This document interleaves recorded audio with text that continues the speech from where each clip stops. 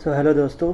देखो, आज का जो वीडियो है ना, ये बेसिकली रहेगा मेरे डेली रूटीन के ऊपर कि किस तरह से मैंने सारे एग्ज़ाम्स क्लियर किए। डेली रूटीन मेरा क्या था। देखो, अभी मेरा SBI PO का एग्ज़ाम क्लियर हुआ है। इसके अलावा मेरा कौन कौन सा एग्ज़ाम क्लियर हुआ है, इसके लिए आप इस चैनल के अबाउट सेक्शन में जाके देख सकते हैं। तो देखो, डेली रूटीन ऐसा था ना कि अभी जैसे अभी का बात किया जाए तो सबसे पहले अभी RRB PO प्री का एग्ज़ाम है, तो उसमें लगभग 3 महीने का टाइम है। तो अगर अभी की बात करें कि अभी इस टाइम पे मेरा कैसा डेली रूटीन रहता या फिर पिछले साल मेरा कैसा डेली रूटीन था, तो देखो, सबसे पहले मेरा ऐसा था कि मेरे जगने का टाइम सुबह में 6 साढ़े 6 के अराउंड रहता था, जो कि कंफर्म नहीं था। इसीलिए क्योंकि मेरे जगने का टाइम कभी भी कंफर्म नहीं रहता था, तो मेरा ऐसा रहता था ना कि आज के दिन इतना काम कंप्लीट करना है, ना कि ऐसा रहता था कि इतना से इतना ये पढ़ना है। फॉर एग्जांपल 7 से 8 ये पढ़ना है, 8 से 9, वो मेरे लिए फिजिबल नहीं था उतना। तो आप भी अपना देख सकते हो, क्योंकि ज़्यादा फिजिबल क्या होता है कि आप अगर इस बात पर टारगेट करें कि आज के दिन आपको क्या क्या कंप्लीट करना है, आपका क्या क्या गोल है उसको कंप्लीट करना है, वो भी डेली बेसिस पे, तो वो ज़्यादा फिजिबल रहता है और ज़्यादा प्रोडक्टिव भी रहता है। तो आप अपना देख लेना आप किस हिसाब से आपका होता है। तो मेरा सुबह लगभग 6 साढ़े 6 के अराउंड मेरा जगने का टाइम होता था। उसके बाद सबसे पहले मेरा ये रहता था कि फ्रेशन अप होके मैं सबसे पहले न्यूज़पेपर पढ़ लूँ। तो न्यूज़पेपर के लिए सबसे पहले, जैसे पहले मैं इकोनॉमिक टाइम्स पढ़ता था और फिर बाद में इंडियन एक्सप्रेस ले लिया था।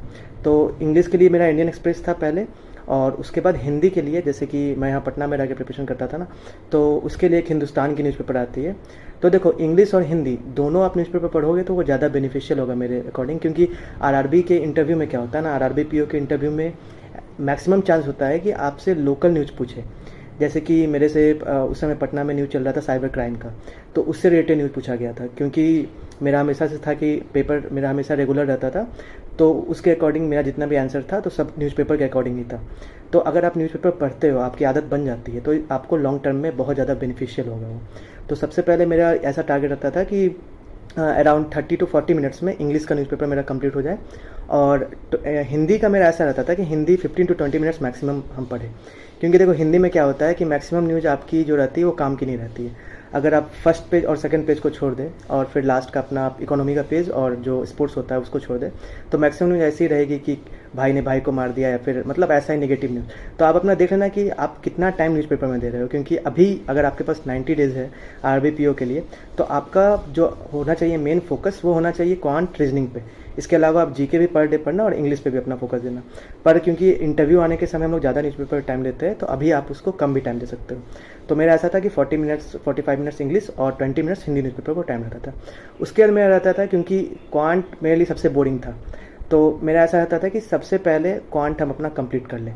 तो क्वांट में सबसे पहले अगर हम क्वांट, फॉर एग्जांपल अगर हम 9 से अगर 10 पढ़ रहे हैं क्वांट, तो सबसे पहले मेरा रहता था कि हम जितने भी कैलकुलेशन पार्ट है उसको करें। तो पर डे मेरा ऐसा रहता था कि आपको 10 से लेकर 20 तक का मल्टीप्लिकेशन टेबल, चाहे आपको याद हो चाहे ना हो, आप उसको डेली लिखो। क्योंकि स्टार्टिंग में तो आपको मज़ा आएगा वो लिखने में, लेकिन बाद में आपको लगता है ऐसा कि नहीं, छोड़ देते, लेकिन आप उसको डेली रेगुलरली करो। तो ऐसा क्या होगा, वो आपके सबकॉन्शियस माइंड में बैठ जाएगा, और ऐसा होगा कि आप आंख अगर बंद भी कर लोगे तो भी आप लिख पाओगे, इतना ज़्यादा प्रैक्टिस हो जाता है। तो आप वो करो। उसके अलावा मेरा आता था कि फ्रैक्शन टू परसेंटेज और परसेंटेज टू फ्रैक्शन, जैसे 1/2 50%, 1/3 33.3%, ऐसे करके वो मैं लिखता था पर डे। और जब भी आप ये लिखो ना या प्रैक्टिस करो, तो मेरा आपको ये रहेगा सजेशन कि आप वाइट पेज जो आती है, जिसको हम लोग यहाँ जिस्ता पेज बोलते हैं, वो आपको 24-25 रुपीज़ में आती है, वो आप लो और उस पर प्रैक्टिस करो। क्योंकि एक्चुअल एग्जाम में भी आपको वैसा ही वाइट पेज रहेगा। तो अगर आप ऐसे ही अभी भी प्रैक्टिस करोगे तो आपके लिए बहुत ज़्यादा सही रहेगा एग्जाम में। इसके बाद क्वांट में अगर मैं 30 to 40 मिनट्स या 1 आवर कैलकुलेशन को देता था, उसके बाद मेरा ये फोकस रहता था कि मैं DI करूँ। तो DI के लिए जैसे मैंने अपना सोर्सेज पहले ही अपलोड कर दिया, आप देख सकते हैं इसी चैनल पे, सारे सोर्सेज मेरे फ्री थे। तो अड्डा के जो क्विज होते हैं उसमें DI लिखा रहता है, और 15 क्वेश्चन उसमें रहते हैं, नॉर्मली 15 to 20 क्वेश्चन, तो वो मैं करता था। और उसके बाद क्योंकि प्री में अरिथमेटिक आता है, अरिथमेटिक आप डेली करो, लेकिन प्री में अरिथमेटिक का उतना वेटेज नहीं रहता है। फॉर एग्जांपल अगर आप 25 क्वेश्चन अगर आप कर रहे हो और 10 क्वेश्चन अरिथमेटिक के, तो उसमें से भी आप 4-5 भी करोगे, यानी 30 के अराउंड टोटल कर लोगे 35 में, तो वो सही रहता है अगर आपका क्वांट बहुत अच्छा नहीं है। क्योंकि मेरा मेन फोकस होता था कि मैं इंग्लिश और रीजनिंग पे ज़्यादा टाइम दूँ, तो क्वांट के लिए मेरा यही रहता था। उसके बाद मैं GA पढ़ता था। तो GA मेरा ऐसा रहता था कि प्रीवियस डे जो नाइट में मैं जीए पढ़ा हूँ, फॉर एग्जांपल मैं अड्डा 247 के ऐप से पढ़ता था जीए, तो अगर आज 6 मई है और 5 मई का मैं कल जीए पढ़ा हूँ तो फिर से मैं उसको रिवीजन करूँगा। तो 50 न्यूज़ अगर या 20 न्यूज़ उसमें रहते हैं तो उसको मैं फिर से रिवीजन करूँगा जो मैंने प्रीवियस नाइट किया था, और रिवीजन के बाद फिर से मैं उसका क्विज दूंगा। तो वही अड्डा 247 के ऐप में आपको क्विज रहता है, वो आप दे सकते हो। सारी चीज़ें फ्री ही रहती है, तो आप क्विज दे दो। उसके बाद क्या होता है कि 15 क्वेश्चन अगर क्विज में है और फॉर एग्जांपल डेट वगैरह या ऑबिचुअरी का कोई न्यूज़ है, आप कोई गलत कर देते हो 15 में से, फॉर एग्जांपल 12 आपका सही है और 3 गलत, तो उसको आप इग्नोर मत करना। नीचे बुक मार्क्स का सेक्शन रहता है, आप उसको बुक मार्क्स कर लो। तो मैं हमेशा बुक मार्क कर लेता था और फिर बाद में जब भी कभी टाइम मिले तो उसको रिवीजन कर लेता था। उसके बाद करंट अफेयर्स का हो गया। उसके बाद मैं रीजनिंग हमेशा लास्ट में करता था। फॉर एग्जांपल मेरे डे की जो एंडिंग होती थी वो रीजनिंग से होती थी, क्योंकि देखो रीजनिंग आपको क्या है ना कि मेरे साथ क्या था, बहुतों के साथ ऐसा होता है कि रीजनिंग बनाने में आपको बहुत मज़ा आने लगता है बाद में। तो रीजनिंग के लिए भी मेरा वही था कि मैं ऐप से ही क्विज प्रैक्टिस करता था, और पर डे अगर प्री का बात करूं तो प्री का अराउंड 6 to 7 क्वेश्चन मिनिमम करता था मैं। और मेंस का भी मैं कोशिश करता था कि अगर अभी का 3 मंथ्स का टाइम बचा है तो मेंस भी साथ में करूँ। तो मेंस का भी कुछ उसमें आता है, अगर उसमें नहीं है तो आप दूसरे ऐप का यूज़ कर सकते हैं, जैसे ग्रेडअप में आता है, या फिर प्रैक्टिस मॉक, उसमें भी प्रैक्टिस मॉक के ऐप में भी आपको टॉपिक वाइज कुछ भी रहती है, तो आप वो कर सकते हो मेंस का। तो मेरा टारगेट रहता था कि मेंस को मैं 30 मिनट्स to 1 आवर दूँ, और प्री को भी मैं 1 आवर कम से कम उसका क्विज करूँ। तो ये मेरी रूटीन रहती थी। इसके अलावा अगर मैं फ़न टाइम का बात करूँ तो जैसे मेरे लिए फ़न टाइम ये था कि अपना इंटरनेट सर्फिंग कर लूँ या कभी नॉवल पढ़ लिया। और मेरे लिए सबसे ज़्यादा स्ट्रेस बूस्टर जिससे मेरी स्ट्रेस बहुत रिड्यूस हो जाती थी, तो मैं फ़ोन पे अपने दोस्तों से बात कर लिया करता था।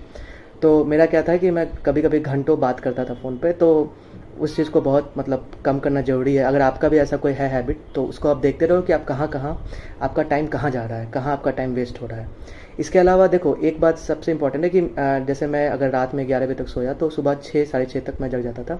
तो इससे क्या होता है ना कि आप 7 to 7.5 आवर्स की नींद आप एवरेज लो, क्योंकि देखो अभी बहुत ज़्यादा जब आप ऑनलाइन पढ़ते हो खासकर यूट्यूब पे, तो आप देखोगे कि हर 2 वीडियो के बाद एक वीडियो आता है मोटिवेशन का, कि जिसमें बोलता है कि आप सोने को कम टाइम दो, 4 घंटा सो, 3 घंटा सो, और पढ़ाई को ज़्यादा टाइम दो। देखो अगर आप ऐसा अभी करोगे ना, क्योंकि ये एक्सपेरिमेंट मैं खुद पे कर चुका हूँ 4 घंटे और 5 घंटा सोने का, देखो लॉन्ग टर्म में ये बहुत ज़्यादा आपके लिए डिस्ट्रक्टिव साबित हो सकता है। क्योंकि अभी प्री के एग्जाम में तो आपका 1 आवर का एग्जाम होता है, या आरआरबी पीओ की बात करूँ तो 45 मिनट्स का, लेकिन मेंस में आपको याद रखना कि 3.5 आवर्स आपको बैठना है कंप्यूटर स्क्रीन के सामने। 3 आवर्स का मेंस होगा और 30 मिनट्स का डिस्क्रिप्टिव। तो प्री में तो आप अगर 4 to 5 आवर्स सो रहे हो या कम अपनी नींद को कम कर रहे हो तो सही है, लेकिन मेंस में लॉन्ग टर्म में ये आपको बहुत प्रॉब्लम कर देगा। तो आप अपनी नींद का और अपने हेल्थ का बहुत अच्छे से ख्याल रखना।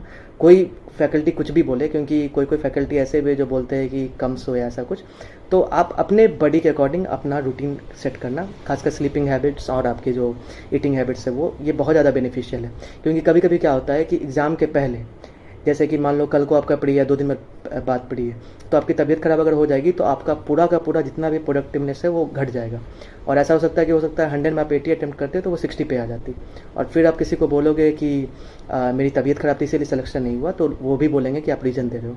तो सबसे ज़्यादा आपके लिए इंपॉर्टेंट है कि आप डेली रूटीन को फॉलो करो, साथ में अपने हेल्थ का और अपने फूड हैबिट्स का भी बहुत अच्छे से ख्याल रखना, तो आपको बहुत बेनिफिट होगा। और आपको अगर ये वीडियो पसंद आए तो लाइक कर देना और इस चैनल को सब्सक्राइब कर देना। कोई भी आपका डाउट है, कोई भी वीडियो आपको चाहिए तो आप कमेंट सेक्शन में पिन अप कर सकते हो। और इस चैनल पे मैंने कम्युनिटी पेज में और शॉर्ट्स में भी कुछ वीडियो डाले हैं, तो आप वो भी देख सकते हो। ठीक है, चलो बाय, मिलते हैं।